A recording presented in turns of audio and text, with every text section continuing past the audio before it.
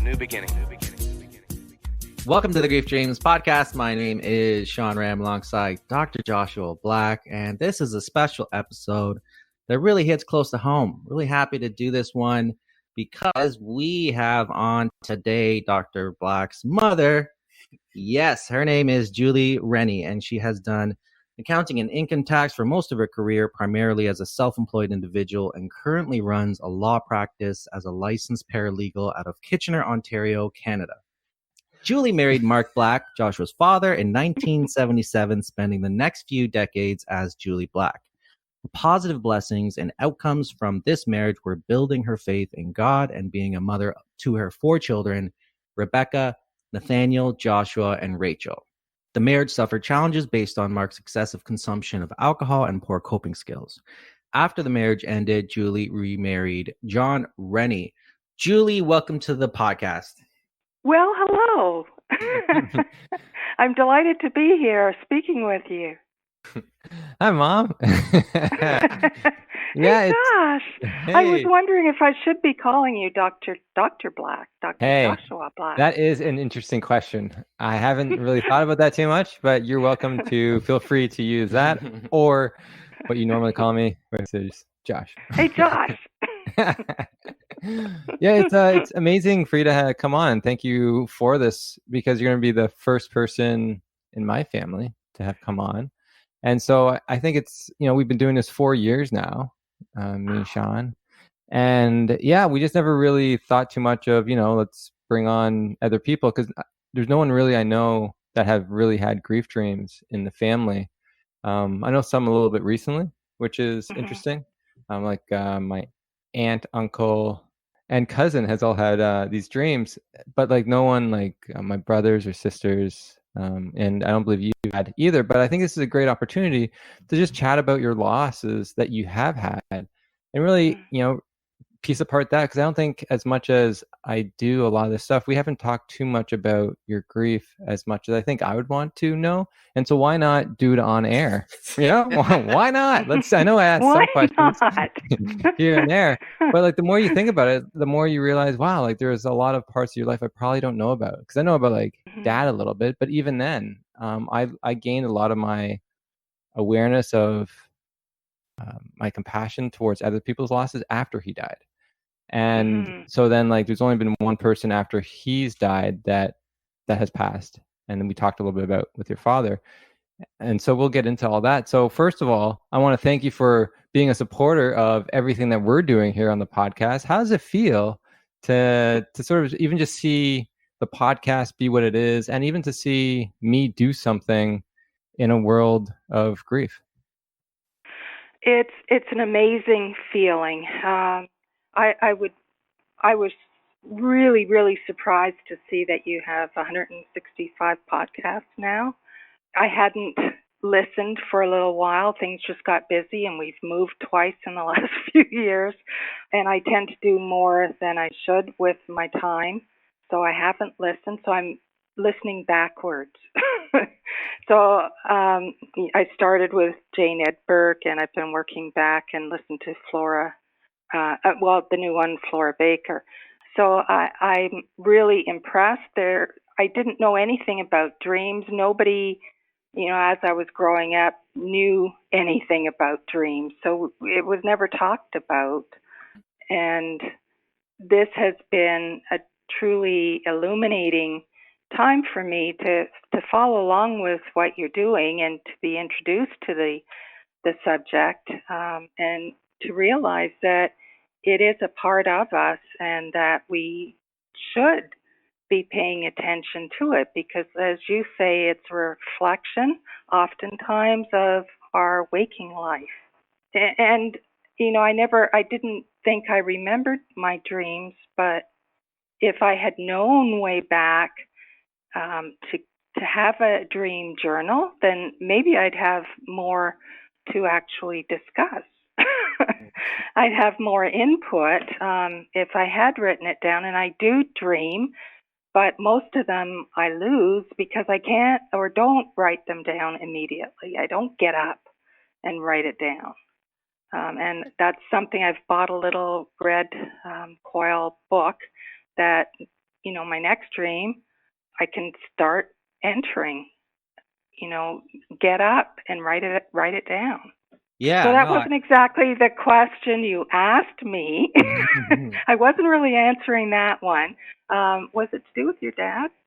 No, I was just wondering just your thoughts on seeing me in this field, because I know Oh, okay. growing up, I wanted to be like a basketball star or elementary school's teacher, and like this came really out of left field for the most part, and even dreams Yeah, itself, because like we never said, like in our family, we never talked about it. We never thought it was yeah. important. If anything, I remember I was having a lot of nightmares as a kid, and Dad and I think you too would both say they're from the devil or make that assumption to try to calm me down because I was just disheveled Because from we didn't know. We yeah. had no idea what to say to you. Hey, you gotta say something. Might as well use that, right? Try to say something barely intelligent. That's why I was leaning towards your dad when I was asking what I was supposed to be talking about. This is going way back. I was recalling. We saw a movie in 1983 called War Games. I can't tell you the whole story, but the key was the password to this computer program, and it meant world safety. So it turned out the password, the key to being able to stop this disastrous event happening, the password was actually Joshua. So from that point on, I was at that point pregnant, maybe 6 months pregnant, but from that point on, we knew, your dad knew, that your name was going to be Joshua. Whereas when Rebecca was born, we named her a week after she was born. But with you, with Joshua, we knew back, months before that you were supposed to be Joshua. And when I look at it now, you know, Joshua being the key word, well, you're opening the whole field of grief dreams to people and dreams in general to people. So I grin at that because that's just amazing. That's awesome. It is awesome. And it's kind of it's nice to know too, like I always, we ask people too on the podcast why they name their kids certain things, and it's kind of cool, like you just knew that was supposed to be my name, or Dad knew and something. And so it's kind of cool to sort of have that. And I know Josh was also a name in the Bible that Yes. I'm guessing had to, since everyone else came from the Bible, right? Nathaniel, Rebecca, and Yes, true. so I think the two things combined really helped out with the naming process. Yes. That's it's interesting you brought that up, and your experience is pretty common, Julie, in terms of awareness around dreams. Like, even myself, I'm just thinking back, 5 years before we even started this, I had the same amount of knowledge about dreams and a very similar experience, whereas my parents are pretty religious Christian. And I actually remember when I had nightmares, my mom would have me put a Bible under my pillow. And just, it was nice. It gave me comfort for sure. It didn't hurt your neck at all? That might a little lumpy. Yeah, that might. Well, it was one of those small red Gideon ones. Thank God. Okay. One of those massive ones. But that's such a great idea, though. Yeah, it helped me out, but it also put that in my mind that, well, I guess the nightmare is more of a devil thing, and the positive dreams are more from God. But yeah, before I met Joshua, I really had the same idea around it. I also didn't recall. I consciously kind of steered away from analyzing my dreams or remembering them, because I had negative experiences with nightmares as a child. But yeah, learning from Joshua and just that experience has been amazing, doing the podcast, because it's changed a lot in my life. But also the interviews we get to do with individuals, and a lot of them are in the grief world. So that avenue of talking about death more freely has opened up a lot in my life, because again, I've learned a lot about, whether it's disenfranchised types of grief, or how to talk to people who've gone through death and loss. So yeah, it's been tremendous that way. And again, it's so nice to even have someone who's close to us listen to the podcast and acknowledge that they've listened to it and actually enjoy it. I don't have. I mean, I'm sure some people in my family probably listen to it, but honestly, I don't think so. So, and I don't mind. I don't mind. That's okay. I mean, everybody has their own time for things and projects. Yes. I know they love me in different ways, so that's good. But yeah, it means a lot actually to even have the feedback that you've given us, that you actually enjoy it and are proud of all that. I actually want to bring up something a little slightly off topic, but I remember when Joshua was defending his thesis and you were there and I was there and we're supporting him and you were so happy that day. And just, that was such an amazing day. Mm-hmm. For sure. Incredible. I didn't know anybody else that had gotten their doctorate. Me neither. Although I'd been to university and graduated, I'd never considered going that far. Yeah. And that's just amazing to me. Yeah, it's a wondrous accomplishment. Yeah, absolutely. And just like Joshua was saying, going from I don't know, who would have thought, right? Who would have thought that these things just come together? I never would have thought 5 years, I'm going to be doing a podcast on grief, on dreams. I'm going to be doing it, consistently, and it's going to bring this much to my life. No idea. Well, I think back to when Josh was heading into university, and I remember him saying that he had been accepted into the co-op teachers program. And I could be wrong on this, Josh, but I remember you saying that, and you said that you turned it down. And it, in my mind, I was like, what? You did what? I tried to remain cool and calm, but inside, I've never had that kind of strength inside of me, I don't think, to be able to say definitively that I know exactly what I'm supposed to do, and it's not being a teacher. And I just knew myself in that time period how important male teachers had become, and how certain you'd be to have a job when you came out.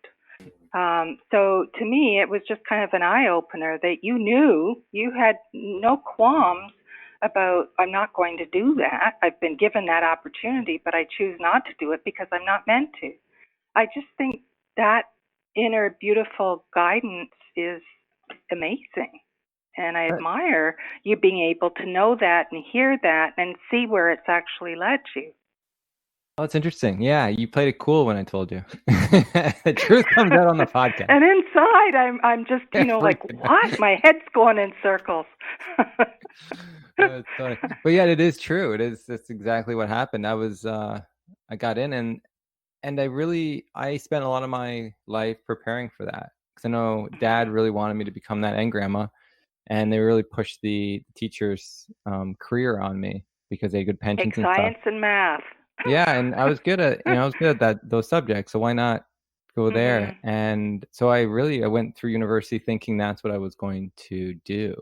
But it was only after Dad's death then something shifted, right? And I had that grief dream, and then a lot of stuff shifted for me.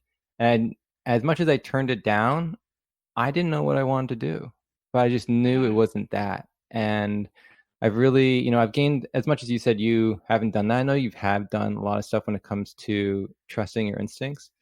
Even when you were looking for work, I remember you turning down jobs because it didn't feel right, or you felt there's something else out there for you. And so you do have the strength in different ways. Maybe not in that instance of turning down a school, but other things I've seen that in your life. But yeah, with me, it was a hard process trying to figure out. Even though I turned it down, it's not like I knew what I wanted to do.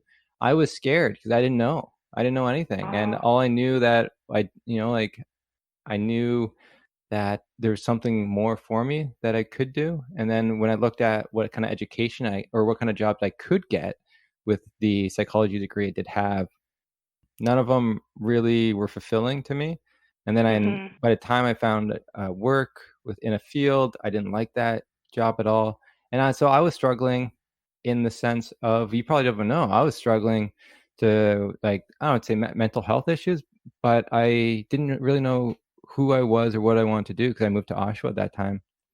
And that was the hardest thing for me because I've always felt I knew what I wanted to do. And then by the time I decided I didn't want to do that one thing, I had to start from scratch. and it was scary on that sense. And I remember I started playing poker online. And, Oh, like, did you? I did, yeah. It was a way to, like, I don't know, do something. And the person I was dating at the time really had to, like, shine a light on, like, who I was becoming, because I was Oh, unmotivated. wow. I didn't know what I wanted to do, and I was scared to do anything. I think to dream bigger.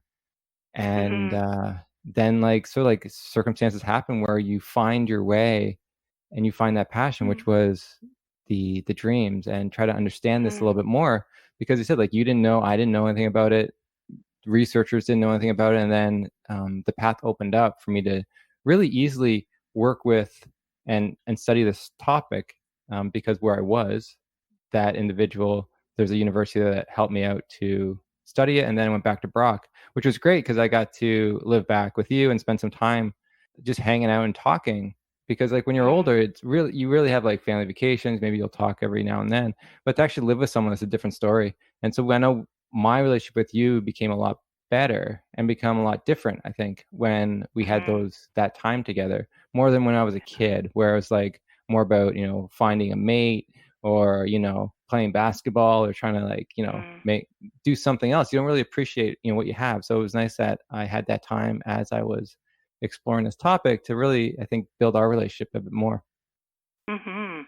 I agree. And so when it comes to just, like, the topic of grief, I'm curious, what was your first death in that you've had? Because I know Okay, so it this wasn't I that can bad. answer. It was my granny in Toronto. We had two grannies. So we distinguished which one was which by Granny in Toronto or Granny in St. Catharines. So Granny Nellie was St. Catharines and Granny Annie was the one that was in Toronto. And she was the one that had a special interest in me, or she did things that showed she had a special interest in me. Out of four kids in my family, an older sister, a younger sister, and brother, she did things that let me know I was special to her. So I remember her buying me at a time when I'm starting to go through puberty or whatever, that she bought me this go-go dress. It's going back to that season in time, back in the 60s, where you'd see on TV the girls would be go-go dancers, and they'd have these horizontal striped dresses, bright neon colors, and then they'd be wearing the white go-go boots. So my granny purchased the dress and the boots for me, and it was just such an amazing thing to be encouraged by her and to feel like I was, part of the current culture. So, that, for example, but she also gave the money for me to be able to take piano lessons. And I did that up and I finished grade 5 and then realized I didn't really have any musical talent because of the way the exams were done. And so I stopped taking lessons at that point. And maybe that was around the time that she actually died. But it didn't dawn on me. And the one time I was part of the choir, the school elementary choir, and she lived in Toronto, so she actually came to the theater we were doing this presentation in to see me, and I can remember her standing there at the entrance to this building and being there to wave and show that she was actually there and had heard the choir sing. So that type of thing just meant a huge deal to me. When you're the middle child or a middle child, to be somebody special in her eyes really meant a lot to me. So, grade 8 graduation, all of a sudden she died. So graduation, I had a special pink, like Romeo and Juliet dress, had been bought for me so that I could wear that as my graduation dress. So I never got to go to that graduation because that's when the funeral was held in Toronto. And I do remember riding in in the limousine or along with the hearse. So not a lot was said. I don't remember much else about that. But what I recognized with the podcast of Flora Baker, with what she said, when I look back on my life and I see that in grade 9, I stopped eating. And I had never, ever put that together with my grandmother having died. Nothing was ever explained as to, where she was going, why she disappeared, why she wouldn't be there anymore. It's not like I was a 5-year-old, but that nothing was ever discussed. There wasn't a lot of communication in the family that I recall, so that that wasn't something that, that we talked about. So I stopped eating, and I lost a lot of weight so that my body functions. Had lost that much weight that certain normal hormonal functions were no longer functioning. And for whatever reason, in my mom's wisdom, she took my older sister Susan and myself with her to New York City. I'm not sure if it was grade 9 or grade 10, but she took us on this trip over the Easter long weekend. And for whatever reason, it snowed a massive snowstorm. We were in the hotel, and I got Muhammad Ali's signature on a postcard. Wow. He was actually there, and it's not like I watched a lot of boxing at the time, but I knew who he was. Like, he was in the media very largely, and he was right there in the lobby, and so I had grabbed a postcard, and he signed it for me, and it's still in my things somewhere. But that trip somehow changed things for me, and I really have no comprehension if there were any dreams involved. I just know that where I wasn't, I didn't eat a breakfast, I didn't eat a lunch, I really skimped on a supper. So, it's like I wouldn't eat. And all of a sudden, with these huge cafeterias I started eating huge buffets. I was able to start eating again. That's something that I only just figured out, that the two things are likely combined.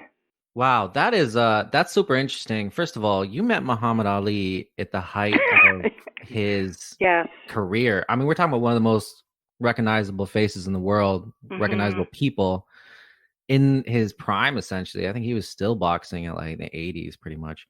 But you said like late 70s, I think. This would have been 60s, I'm pretty sure. He was definitely still. Yeah. That's incredible on its own. But I understand what you're saying, because with that Flora Baker podcast, she was talking about traveling in order to kind of, I guess, have a different perspective, to shake things up. And it helped her in a way of removing her from the area she was in. And I guess that was stagnant for her. So that kind of helped in that way. I mean, obviously there's elements of avoidance, but at the end of the day, that was something she needed to do. And for you, obviously it helped out because you started eating again and I guess feeling better, which was good to hear. But wow, what a interesting journey. This is why I really wanted you on the podcast. And I think bringing other family members on the podcast would be helpful too. But you don't really know their journey. And as much as we've talked about stuff, like this has never come up. And the magic of the podcast, like on hearing stories, new stories, even from people, like there's a lot that we've experienced that, only the right question will bring about a new perspective, a new answer. And so I didn't know anything about that. I know your grandmother died, but I didn't know all that, the heartache you went through. And then, like, and how special she was to you. And anytime you lose someone that that believes you're in you and believes that you're special, that's a huge loss. That's such a huge loss, because now you got to try to cultivate that on your own. And that's why we needed them, because we couldn't do it on our own, so for you to then also grade 9 is high school when that starts too. So you're going through another transition in your life. So it's just like compounded. And yeah, I wouldn't doubt if that had a huge part in you trying to find control in not eating. That's wild. I'm glad you decided to eat. I'm glad your mother took you on that trip too, right? Because we don't really, when you look back and you're not like, when you don't connect the dots, then it's hard to go back, but you realize there's something there that changed. And Hmm. that's sort of like the mystery of this life, is like, what happened there? Like, what was it actually? Now that you're more aware of the psychological effects that you're going through and how distinct and how your life changed, it's like, what was that? Because we want to use that more often, right? The more we understand how we got through difficult times, the more we can cultivate that for the next time a challenge happens. That was a time when there were no computers. They had not surfaced yet. So now there's so much said about anorexia. Um, there's so much more available that you can take a look at and research for yourself. But back then there wasn't anything that you could really turn to. So I'm grateful that my mom chose at that particular time to take me on that trip. That was momentous in my survival. And in you coming about, Josh. I think a little later than that, right? I'm pretty sure you're still nice. You're still in grade Yes, 9. yes. Have you ever like talked about like this loss with any of your siblings?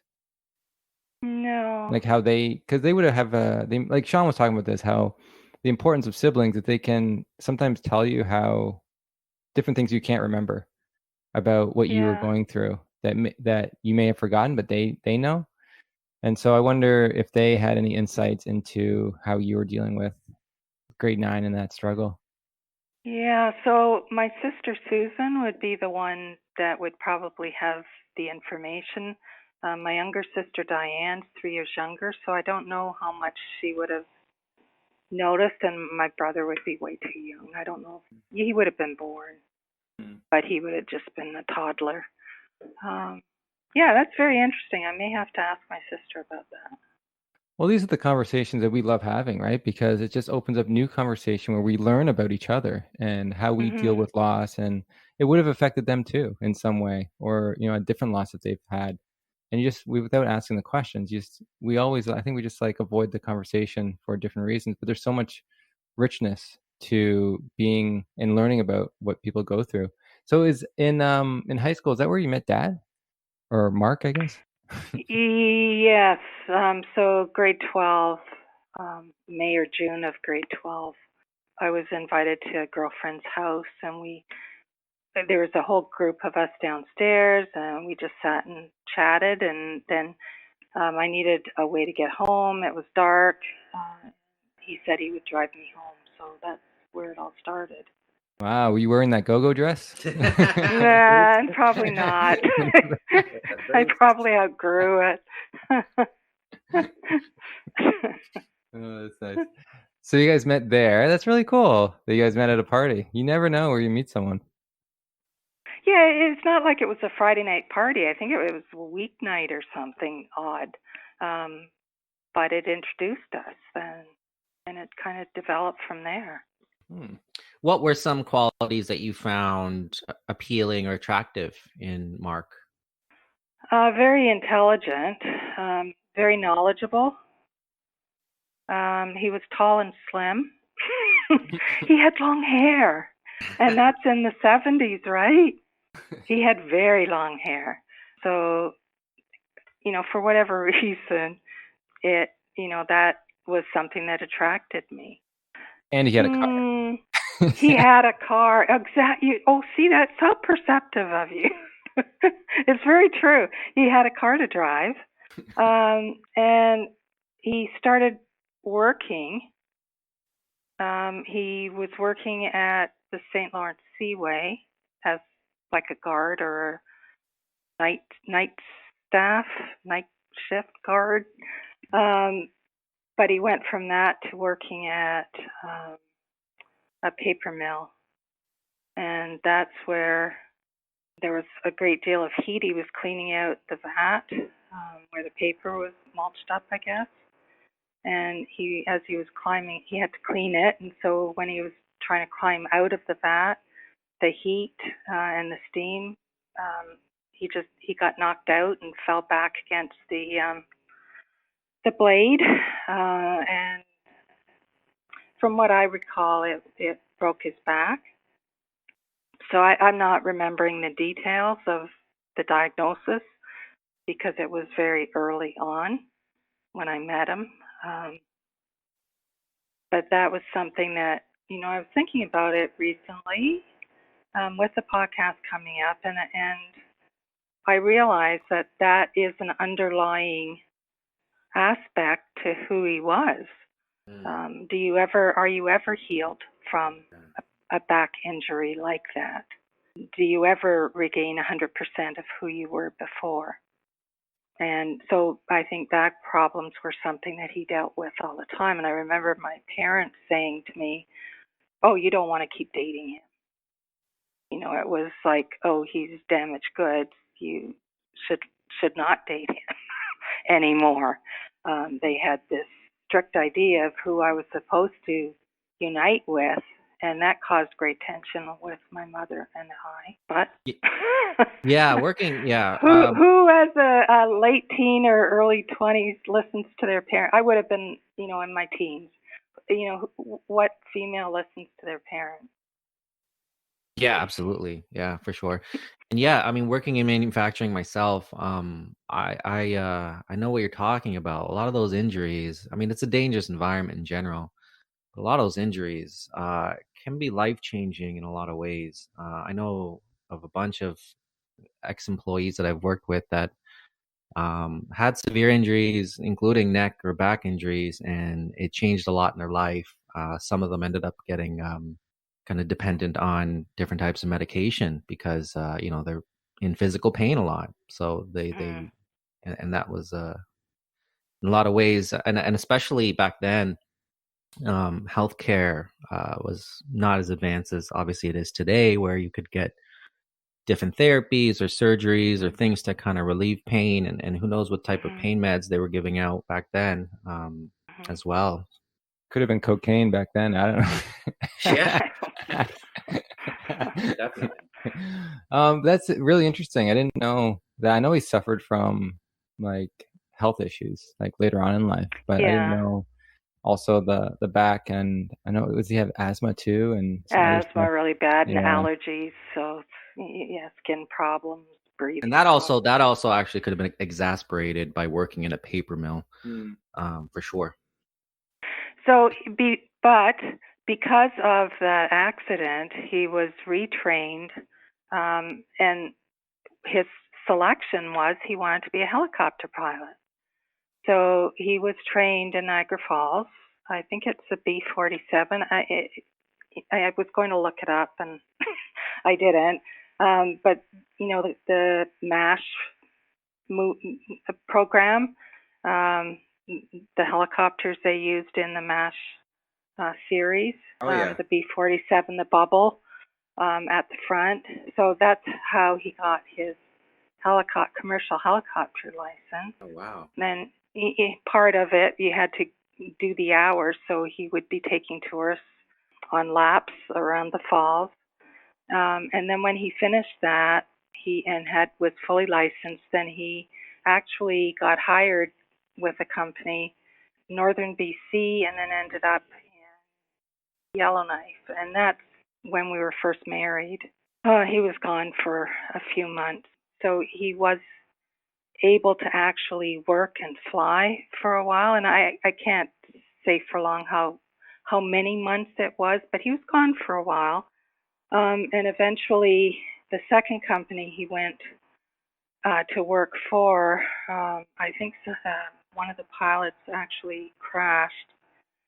And that was a horrifying experience for him. And so there wasn't a helicopter for him to fly, so he came back to the Niagara Peninsula, was retrained. So he had his flying license, his helicopter license, but he wanted desperately to be a land, sea, and air guy. So he had the air with the helicopter license. So then he was retrained through the government federal program as a stationary engineer, and he did actually move up to have his second-class stationary engineer and worked in Niagara Falls while you children were being born. So that's how we got 4 children. So it's interesting to sort of hear that side of his journey and how you said like he is intelligent, and it's not something I would have thought just by thinking of him. Of who he, yes. Yeah, of who he was, just because I didn't see that side of him too much. And like we didn't have those intellectual conversations that, that you may think. It was something different that, I went through. But it's interesting how you saw that side of him on how smart he was and how he could do a lot of things once he put his mind to it. Right. So when you were in elementary school and he was working full time, 3 shifts, he chose to use a vacation to actually do his Bell 212. I think it's a 212. So that's the encased, the large, I don't know if it's turbine engine, I think, is the term. It's the bigger helicopter. So he did that endorsement. And then later, he actually did his fixed wing commercial license. And just before I ran into health problems, he had done his night rating and he was supposed to go on a trip. They were going to fly down to the islands in the Caribbean, and so that was something he held against me because I got sick. But it's a legitimate claim. I did get sick, but it wasn't on purpose, so he couldn't go to the Caribbean and fly. Yeah, I think that changed a lot in the dynamics. Like looking back, I would think that would change a lot because it changed his dreams on where he could go, and it changed the family structure and also how we were being raised.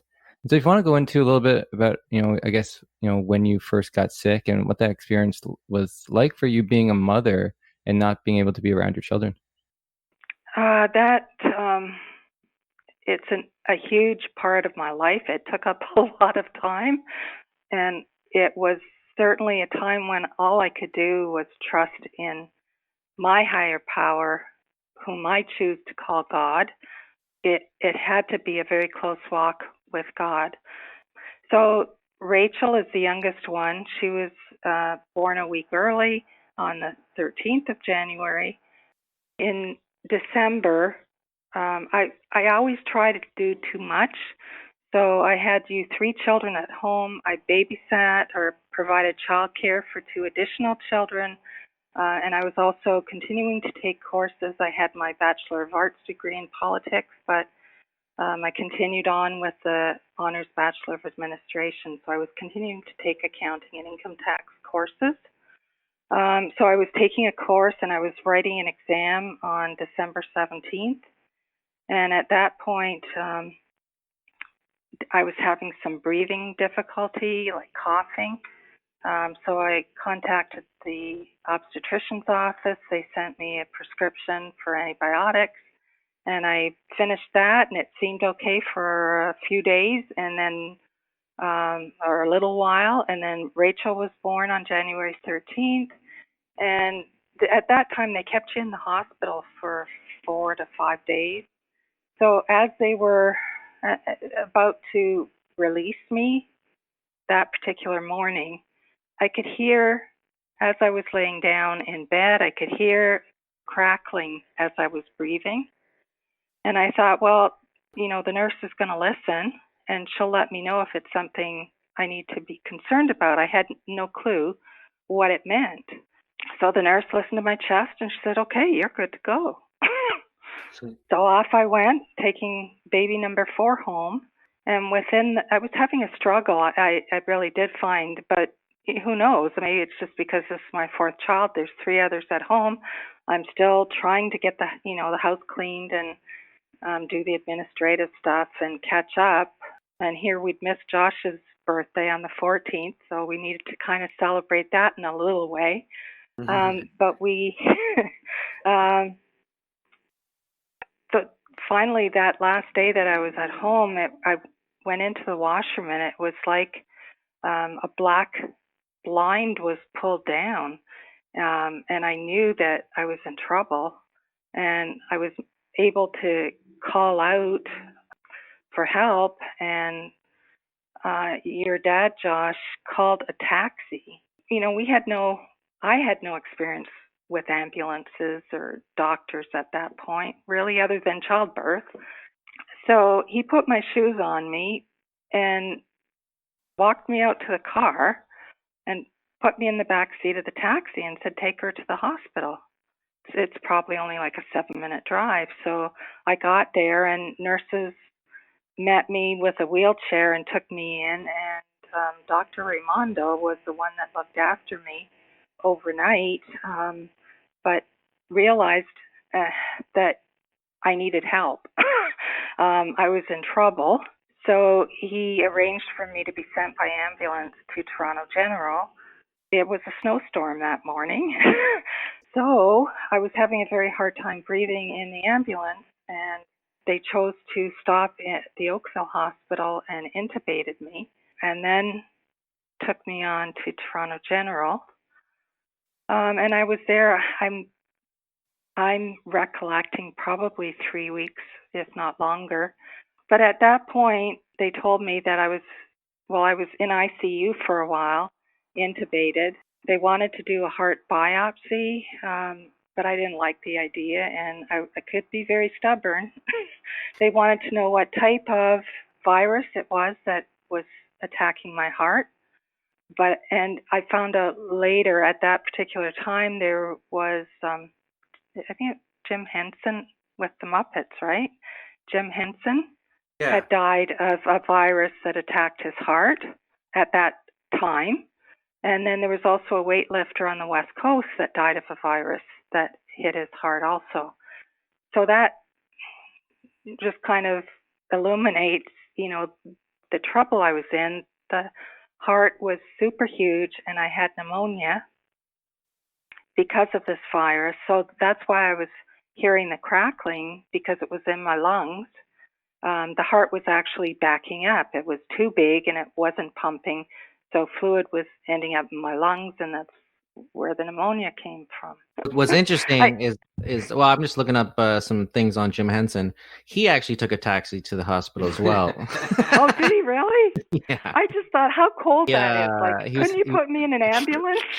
He was having trouble I'm breathing. really sick. He was having trouble breathing and did not want to take time off his schedule, and ended up taking a taxi. I was super weak, super weak. I was going to say, yeah, so you were in the hospital, and then were you in the hospital for a long time? Because I try to remember as a kid that you were... Toronto General sent me home. I don't know if they didn't know quite what to do with me, but they sent me home. You can't really do too much about the virus. The antibiotics will get rid of the pneumonia, right? But I was sent home, and I was given home care to help with the children, because there's an infant baby at home, and your dad, Josh, was working 3 shifts, 4 time anyway, after I got sick.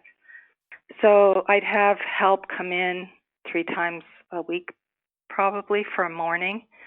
And after probably 3 months, it would stop, and I'd try to do everything again on my own, and it wouldn't work. I'd end up back in the hospital again. So this went on for a while.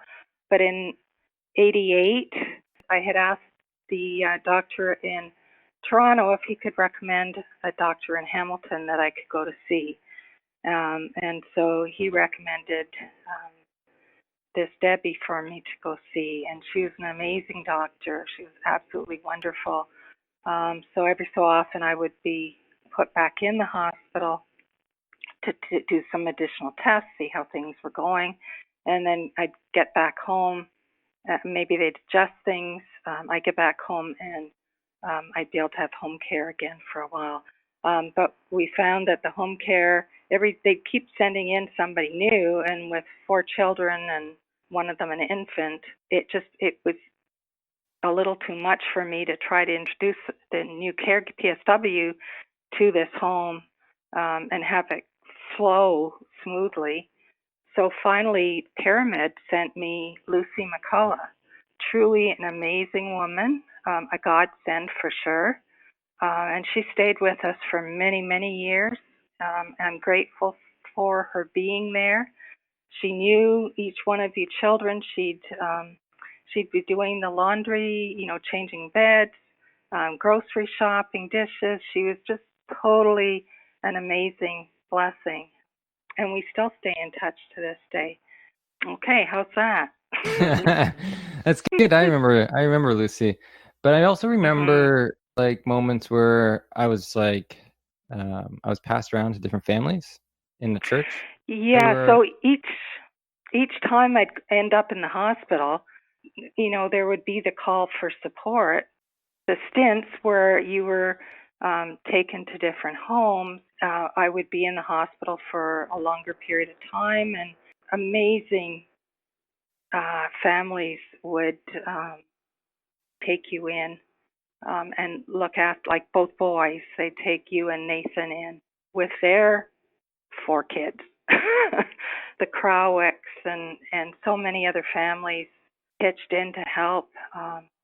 Just made the difference of it, us actually surviving it and getting through it. So in the longer period of time, that was when I ended up in University Hospital in London. That's where Toronto General sent me, and any time after. So that major, I was in from October 6th. This doctor, the cardiologist in Hamilton, sent me a message. She called to say that she wanted me to come in for an appointment and possibly some tests. So the whole family's in the van. We go for the appointment. It's okay, I can go home. We stop in at the Hamilton Market.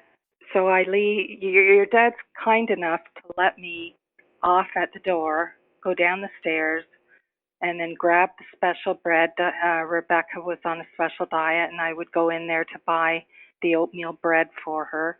So I was able to get the bread for her and then hurry back up. But that particular day, I knew that your dad was having difficulty dealing with things, possibly, and I knew there was a Mickey in the car in the sleeve, and that had me torn up inside. There was something very wrong with that, and I didn't have the courage to say anything or do anything. There was a fair amount of fear involved, anxiety and stress, but I was afraid of him and couldn't say anything, didn't say anything, but I was very anxious. And as I ran up the stairs, tried to run up the stairs, knowing I was heading back to the car, I must have arrested again, and down I went and broke my front tooth. But didn't come around until just before Christmas. That's that's what I remember, is not knowing anything until Christmas again. When I came around, they were trying to find out if I was all right or not. I was still intubated, and I wrote "Je suis Julie" on a pad of paper. They gave me the pencil, and that's what I wrote. So I was thinking I was in my elementary years learning French in school. And so that's what I came out thinking, that I was Julie Maximission from elementary school. And so gradually from that point, they knew I had a brain, and that's the problem with when you're in a cardiac arrest. Your heart stops, there's no oxygen to the brain, you become brain dead. And so my understanding is that me being on the floor in the Hamilton Market, I should have been brain dead. And that's fully what they expected at the hospital. After that, they were in December, I remember them actually giving me extensive testing to see. But between the time I woke up as an elementary student and got to December before Christmas, I had regained my faculties, and I was able to pass this exam that they were giving me. that I could think, I could do math, I could function, which is a miracle considering how long I would have been out before the ambulance attendants got to me. And they had to use the defibrillator, but you try at a lower rate, and they had to keep increasing the joules, and they had to finally go to max, which is 360, to be able to get the heart back to function. Like, it was kind of like, this is the last resort. We can't do anything more if this doesn't work. So from the time that Rachel is born, pretty much up until the collapse in Hamilton, was that like a year? Date-wise, I'd have to kind of sit down and figure out the dates, but she was born January 87. 88, 89 was when I was in University Hospital. So wow. So you had been dealing with this for quite some time. That must have been very obviously frustrating and stressful. And wow. But thankfully, I already had a base of faith to carry me through. There's so many things have happened in my life, and we're probably not going to have time to, mention each one of them in any deep detail. But having faith already allowed me to continue developing that faith. So God told me very clearly that I needed to keep walking the tower in University Hospital. The nurses didn't know what to do with me because I walked the tower, did the perimeter 3 times a day. Before each meal, I would do the perimeter, and I don't know how many laps I did. No, this is very, very interesting and really good to hear your story. And it's just amazing to me. Like, I can't imagine the emotions going through what you had to go through in terms of having children home that you want, young children that you wanted to be with, having this condition that's really fearful, putting you close to death, essentially many times.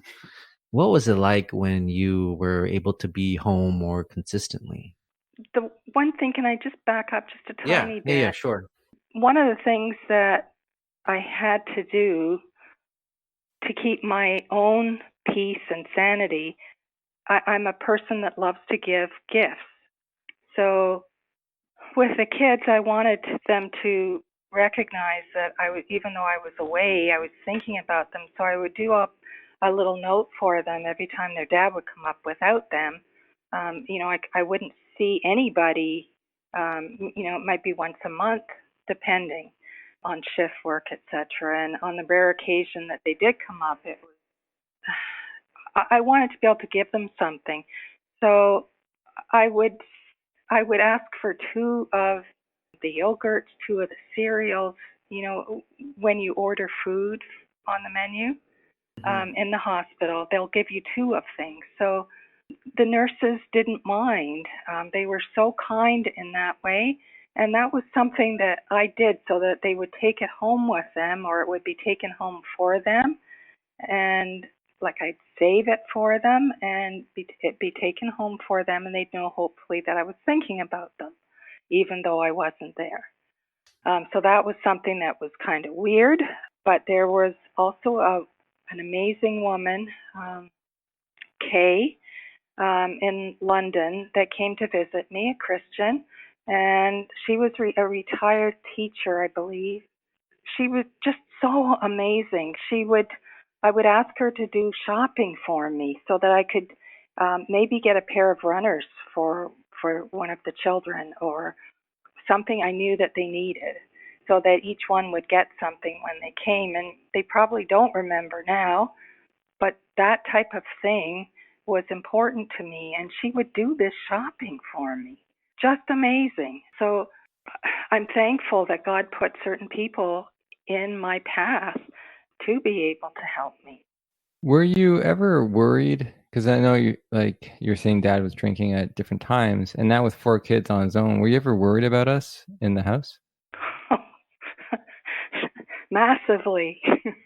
So there was one time that I phoned, and I could hear there was great disruption, something to do with Rebecca, and she had to have a special diet back then, and it wasn't a huge deal. She had allergies, but you had to be able to go with the flow and just deal with it and keep to the diet. But your dad wasn't as strongly believing in what I was doing with diets as I was, and so there was a difficulty there. And I don't really know how it was working there. I wasn't there during that time, but when I phoned, I knew that there was a horrible situation existing, and I felt really scared, really frightened for Rebecca, but for what was happening in the house. And so I did call my mother-in-law, and she was aware of the type of things that were going on in the house, and so I felt I could ask her or, bring this to her attention. So she went over right away and was able to check in on things and help, and so she was able to let me know that, yeah, okay, things are all right. Yeah, there was nothing that I could do in that situation except call for help. And it was mentioned, it might have been in Flora Baker's podcast, but you were mentioning about asking for help. It had always been a home where you didn't ask for help. You were behind closed doors and everything stayed there. And that for sure you understand if somebody does have a problem with alcohol, you understand the importance of that, but yet it makes it very difficult to deal with it. So it got to a point where I had to, be upfront with my mother-in-law and let her know. And so from that point on, I was able to talk with her and explain, what was happening at any point. And so that at least it wasn't, I was totally alone, that there was, I recall a time when things were major explosion, and I had Nathan in my arms and Rebecca as a very young person holding her hand and leaving the house with a backpack and heading down the street and up around the corner to get on a bus to go to Grandma's house because things were not what they should have been in the home, and to go and stay with Grandma for a few days. So yeah, that would happen every so often. Things would get bad, and I've probably gone off track, and you can pull me back. No, it's good. It's just good to know because I really want people to understand a little bit about your relationship with Dad, and also like the difficulties you had with just the way he coped. Because like when I look back, I don't have a lot of fond memories when I was a kid. I was afraid of him, as you were saying, right? Like there's a lot of fear there, and he really puffed his chest out a lot. And it was a different time also on what was allowed to be able to do. But I was always afraid, and I always would hear him yelling at you if I was in the room. And I remember me and my brother, we would always like listen through the door or listen through the floor, depending where a room was. Just like the excessive yelling at you, I'm guessing that's more or less who it was at. And it's just like but you stayed, and you were a part of that relationship till I think we were much older. And so I'm just curious, like as you look back at that full relationship before you got divorced, how did your faith help you through that? And like, because I think a lot of people would have left a little earlier. I think you're saying you wanted to stay until the kids were old enough to fend for themselves, kind of thing. But right, I'm curious about your experiences there. Well, we were supposed to be born again Christians, like we had accepted the Lord into our lives, and I was attending church regularly, and to have this going on in the home was first very embarrassing, but also very hard on you children. So I do recall a time when Nathan was older, pretty much full grown, and him pleading with me, pounding the floor downstairs, Mom, you got to do something, wake up. But I was just so tight behind those closed doors that I can't breach the sanctity of the marriage. I can't do that. I can't turn him in. But, that's why I say if I had been strong enough, maybe things would have turned out different, or maybe not. Yeah, irreparable harm was caused by me staying, but yet I felt for various reasons I needed to stay until there was no way out. And so that final night where he had mixed alcohol and drugs was where the problem would arise occasionally. And when that happened and we were all called into the kitchen and there was going to be this massive scene and where Nathan was being attacked with the office chair that was pulled apart, so it was just the cylinder, the post. Your dad was going to attack him with that. That was it. I could not do it anymore. And so it turned out either Nathan or Rachel or both. I know Nathan had called the police previously and let them know that there was a problem, and I can recall looking out the front window one night before this and seeing a police car sitting there with two men in it, two police officers, and wondering, why are they sitting there? And they sat there for the longest time, and it never dawned on me that Nathan had called to alert them that things aren't right in the house, in this home. And so I give him credit for that he had the courage. I didn't. And then so on that night when things blew up, Rachel ran to her friend's house. She managed to slip in behind me in the kitchen and go out through the front door. I heard the door close behind her, but she ran a couple of blocks to her friend Sarah's house, and they called the police. And so there was many, if not the whole police force of St. Catharines showed up on Lake Street, sirens going, lights flashing, and I knew at that moment the doors were open. I didn't have to hide it anymore, and that has been an amazing release for me because there was so much fear with those doors closed. And so gradually I've been able to work through that and just see God's presence with that separation. The police took him just overnight, but it allowed us the time. Thankfully, my sister Susan took us in. The five of us, Rebecca was already on her own, but the five of us went to my sister's, and she hosted us for probably a week and put up with us. But she was just wonderful to have been the one to take us in and to have come picked us up to get us there. I remember that, and it's interesting when you talk to other people because I don't remember Rachel in my memories there. Because my memories just really go towards what happened in the kitchen when Dad was attacking. Yeah, yeah. And so Rachel wasn't there. She disappeared. Yeah. So but in my memory, right, now I get a fuller picture. And I think this is the beauty of just talking to family members about events in our lives. You get a different perspective on what may have happened in that situation. And I know for me, Sean, I was actually at Sir Winston when this happened. And it was a very difficult time for me. I remember I had a project due, I think, a couple of days later, and I completely bombed the presentation.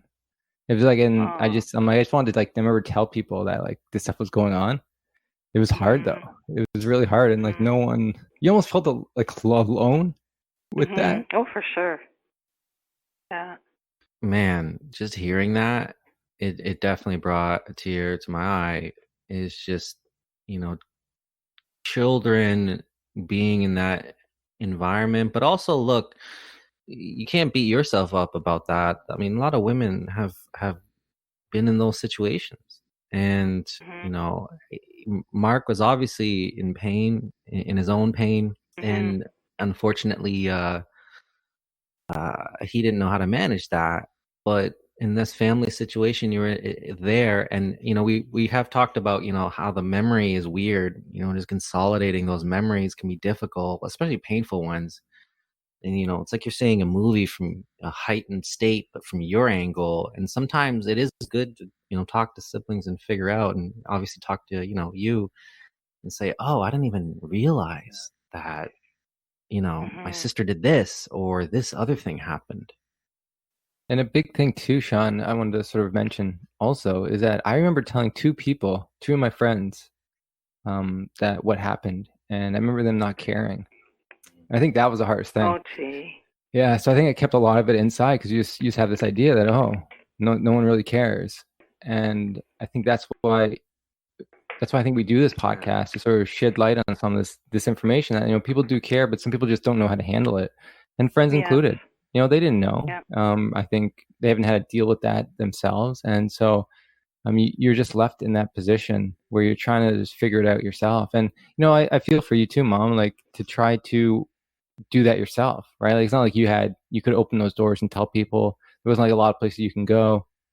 And so, you did what you needed to do and you stayed. And, look at me now. I do have a PhD, so I guess it's okay. It all worked out. It Yes. all worked out in the end. But yeah, it takes work, and it took a lot of self-reflection to work through some of this stuff and some of the memories that you have. And even for me, when it came to building a relationship with Dad, it didn't really happen until after the separation. And Yes. so for me, it was like the best thing you could have done was that, because then the relationship could have grown with him, because he dropped the act of needing to be a father. And so for me, I got to sort of see him as a friend, I guess the best way to put it, like as someone. Okay. Yeah, and so I had conversations with him about real life stuff, right? And he wasn't trying to tell me to do anything. He was just like being there. And that's when I Yes. developed like a relationship with him. So when I tell people I lost my dad and they feel sympathy, it's really only 2 years that really meant something to me. It was those 2 years after you guys separated that actually were valuable. The rest, for the most part anyways, I think as a kid I had some fond memories. But other than that, there's a lot of challenges within that relationship. And I think the one person we talked to, Alexa, on the podcast recently, really shined a light on, we have to sort of talk about our loved ones and their goodness, but also their challenge, and I guess their challenges they brought our lives too, because people aren't perfect. And Mhm.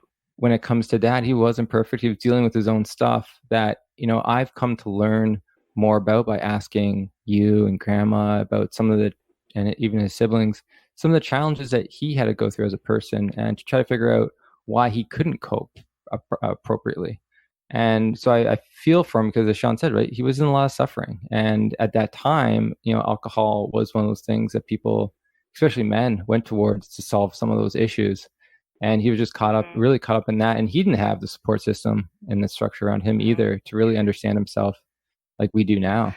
Yeah, I was just gonna say that it's something that you look back at each generation and how they were raised, and maybe the challenges that they faced or what they learned how to cope, and like Joshua was saying, like a lot of men, in that era, 60s, 70s, I've worked even in, to be honest, even today, if I've worked with a lot of older gentlemen who cope using alcohol or drugs, and a lot of older men maybe weren't taught how to talk things through, how to seek help.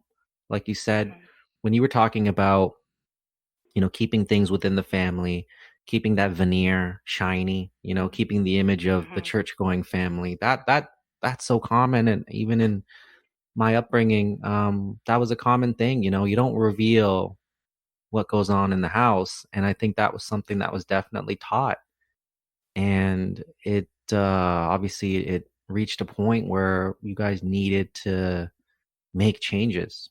And again, it took a lot of courage on everybody's part, really, in that home to kind of make that move, and also do it for the ones that couldn't, the ones that maybe were scared, obviously with a lot of fear.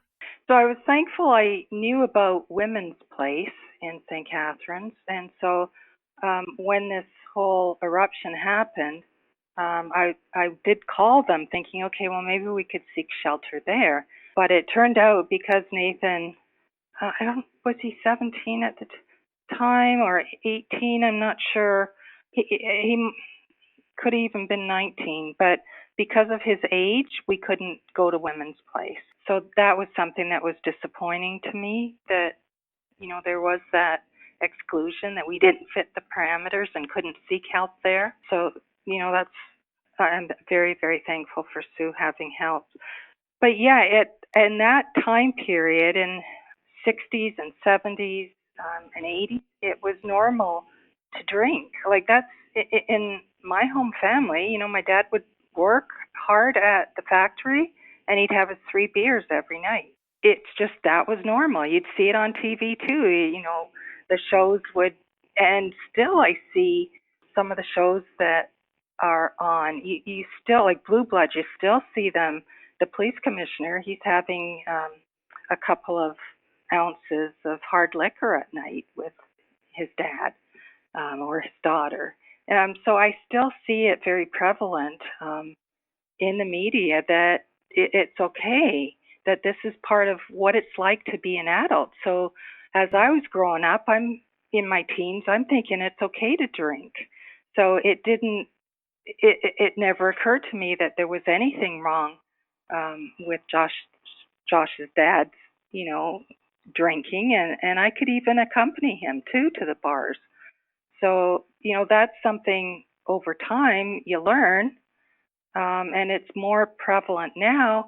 I've spent a couple decades almost in Al-Anon to help me understand and to help me work through what we went through, and learn more about it and the kind of dynamics that were going on.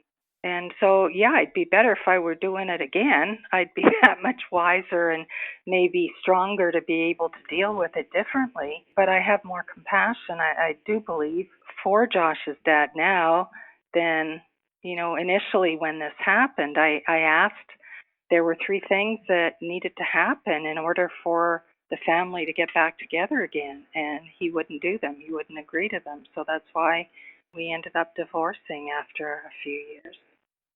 Was it difficult asking for, because I know like this was like one of the major times you really asked for help, and then going to Al-Anon, was that a difficult process for you, or how did that go for you? Because you're really like going there for the first time, not really knowing, and haven't really opened up to a lot of people about it. So it's a very tight-knit family, really, that welcomes new people every week. And so the very first time, one of the first times it was a church on St. Paul Street in St. Catharines that I was walking up to. I had a very difficult time figuring out how to get into the church because the front doors were locked. And it turned out you had to go around the block to be able to get in through the back door. So I was grateful that I ever even got to the first meeting. But one of the first meetings, I'm walking there, and a gentleman comes up to me and says, "Where's the nearest bar?" On my way to an Al-Anon meeting. It was just the strangest thing.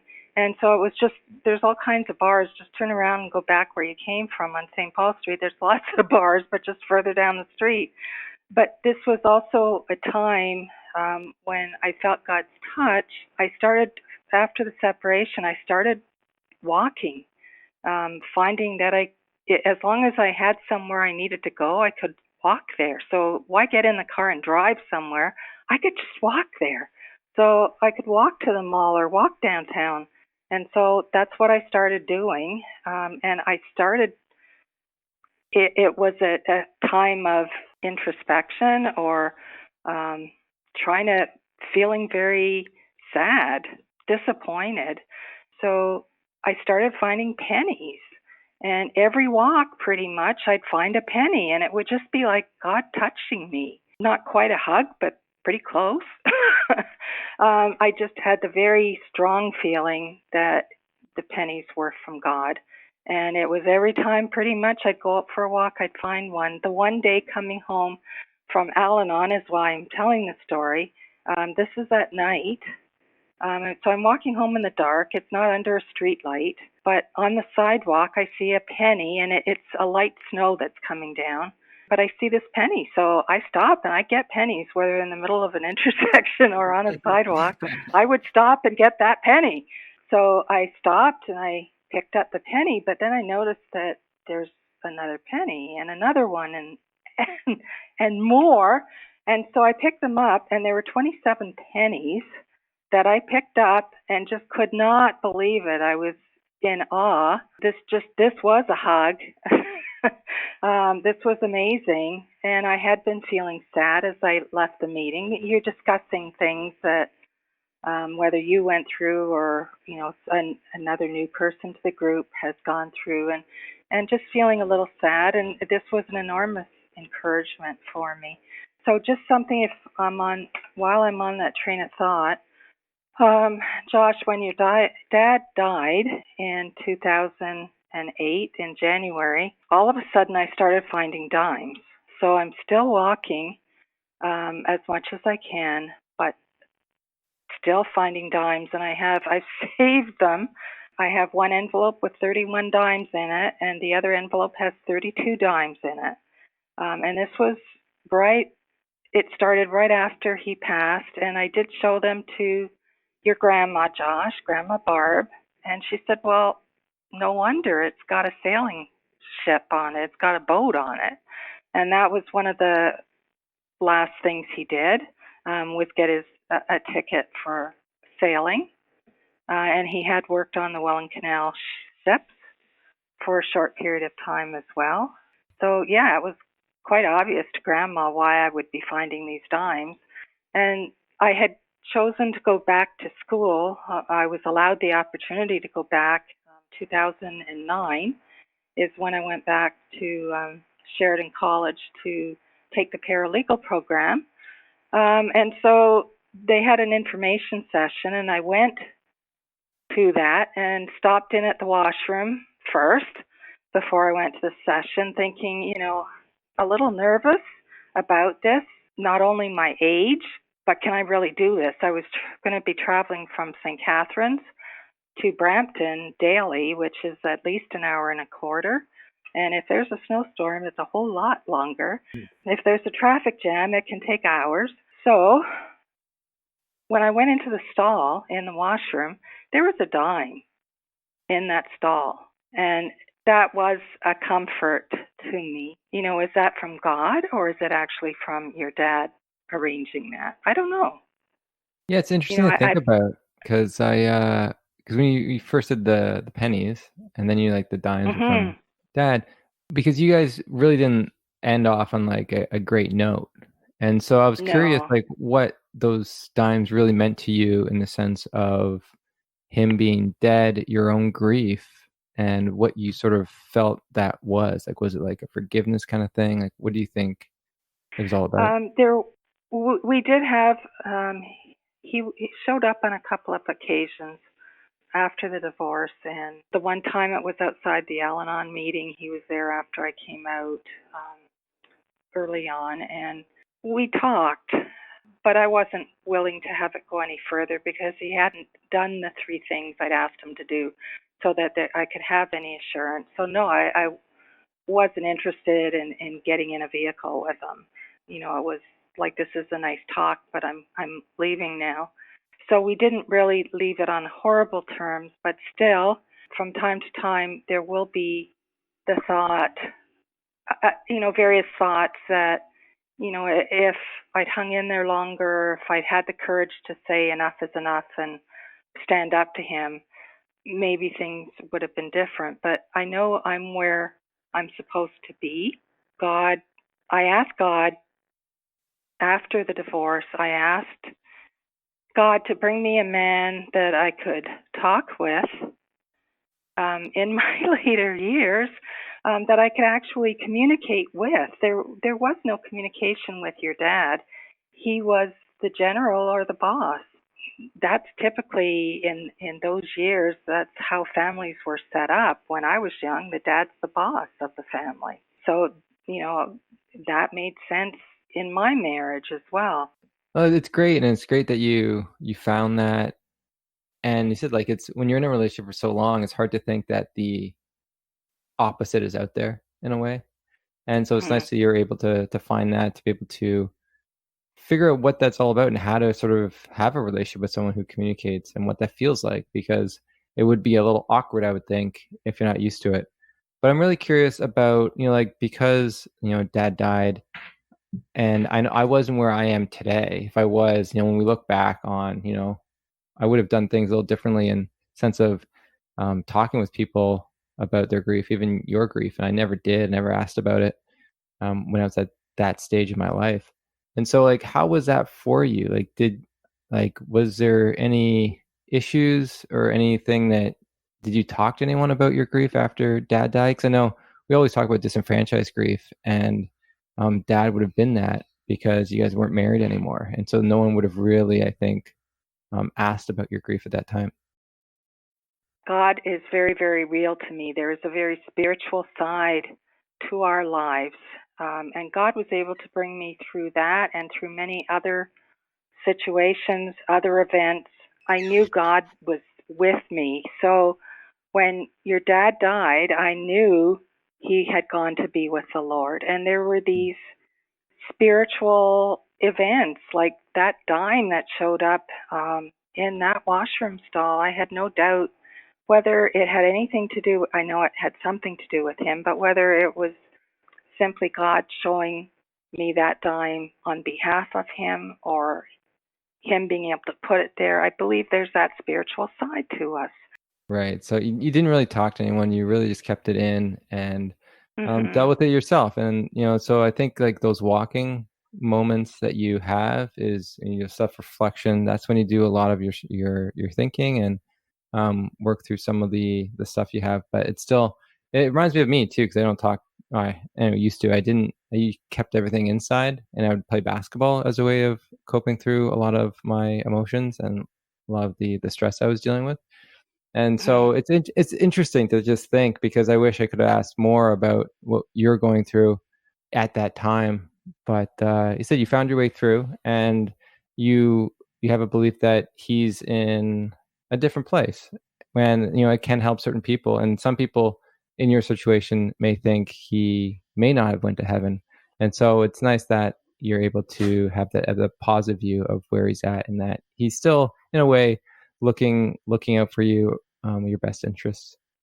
Yeah, it's interesting just hearing you tell your story, Julie, and what you went through. I think that's such a important time and challenge that you faced with the condition that you had, where you couldn't, modern science didn't have answers for you. And sometimes that can be very distressing, and that can lead people into not good places. But you took that, you found meaning in that, and you were able to build up yourself essentially in a lot of ways.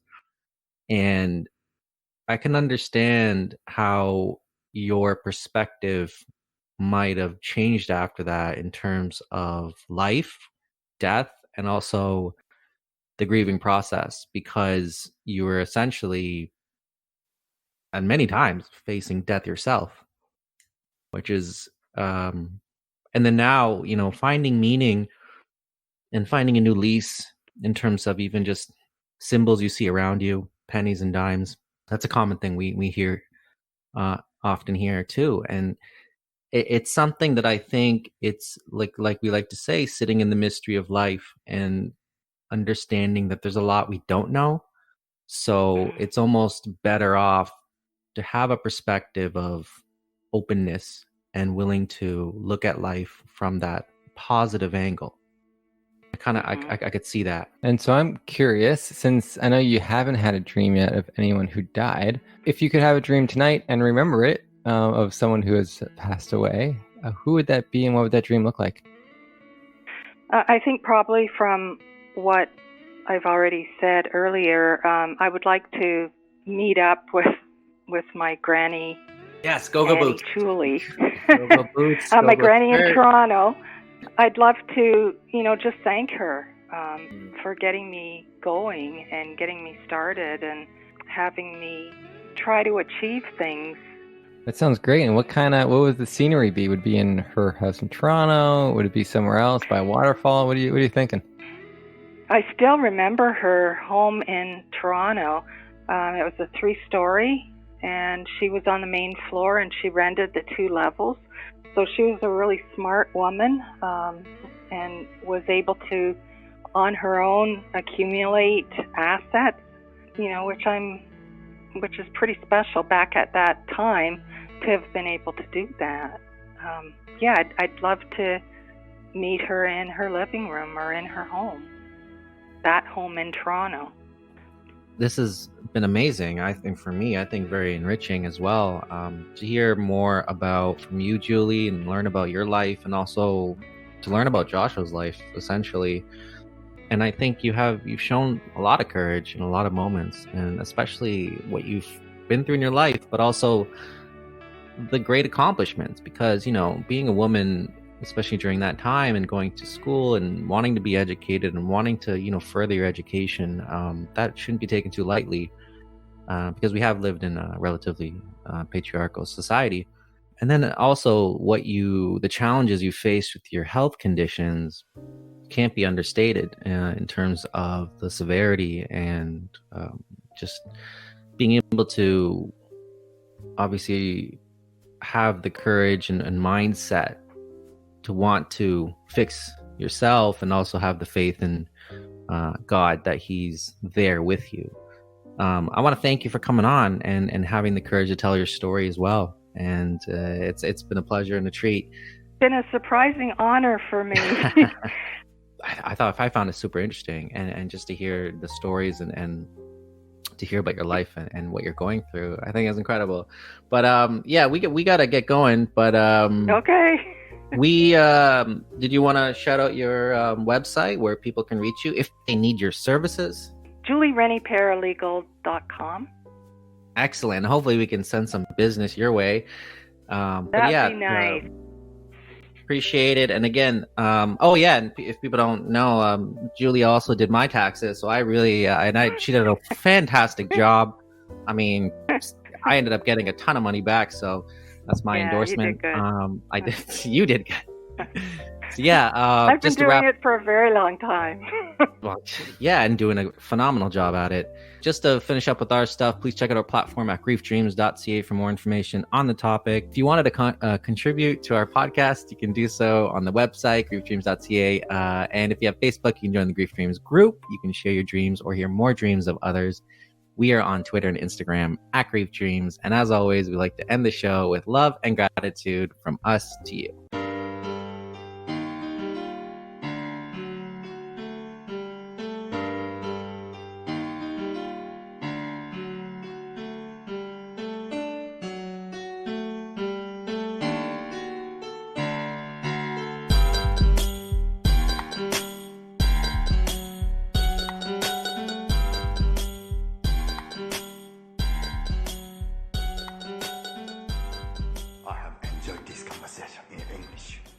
I have questions.